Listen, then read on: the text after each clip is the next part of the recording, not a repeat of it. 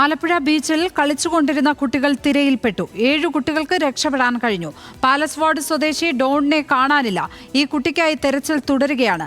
തെരച്ചിലിന് കടലിലെ സാഹചര്യം അനുകൂലമല്ല എന്നാണ് കോസ്റ്റ് ഗാർഡ് പറയുന്നത്. കൂടുതൽ വിവരങ്ങളുമായി ദേവൻ MP ചേരുന്നു. ദേവൻ, അവിടെ തെരച്ചിൽ ഏത് തരത്തിലാണ് ഇപ്പോൾ നടക്കുന്നത്? എന്തൊക്കെയാണ് വിവരങ്ങൾ? എപ്പോഴാണ് ഈ കുട്ടി അപകടത്തിൽപ്പെടുന്നത്?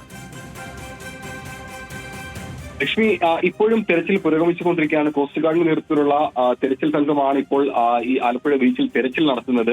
വൈകുന്നേരത്തോടു കൂടിയാണ് 8 പേരടങ്ങുന്ന വിദ്യാർത്ഥി സംഘം, 15 വയസ്സുള്ള കുട്ടികളാണ് ഇവർ ഈ ബീച്ചിലേക്ക് എത്തുകയും തുടർന്ന് ബീച്ചിൽ ഈ കടലിലേക്ക് ഇറങ്ങുകയും ചെയ്തത്.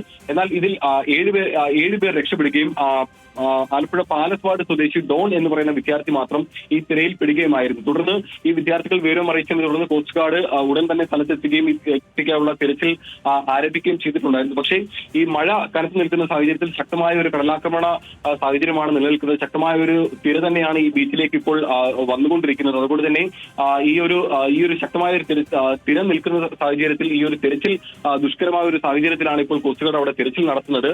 ഇപ്പോൾ ഏകദേശം 5 മണിയോടുകൂടി സംഭവിച്ച ഈ ഒരു അപകടത്തിൽ ഇപ്പോഴും കോസ്റ്റ് ഗാർഡ് അവിടെ തിരച്ചിൽ നടത്തുന്നുണ്ട്. പക്ഷേ ശക്തമായ തിരമാലകൾ ഈ ഒരു തിരച്ചിലിനെ സാരമായി ബാധിക്കുന്നുണ്ട്.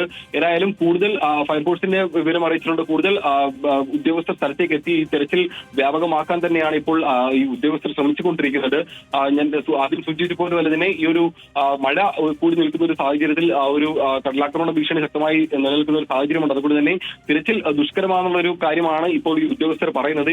ഏതായാലും ഇപ്പോൾ തിരച്ചിൽ പുരോഗമിക്കുന്നുണ്ട്. ഈ ഒരു കുട്ടിക്ക് വേണ്ടിയിട്ടുള്ള തിരച്ചിലാണ് ഇപ്പോൾ ആലപ്പുഴ ബീച്ചിൽ നടന്നുകൊണ്ടിരിക്കുന്നത്. ലക്ഷ്മി, ദേവൻ MP ആണ് വിവരങ്ങൾ പങ്കുവച്ചത് ആലപ്പുഴയിൽ നിന്ന്.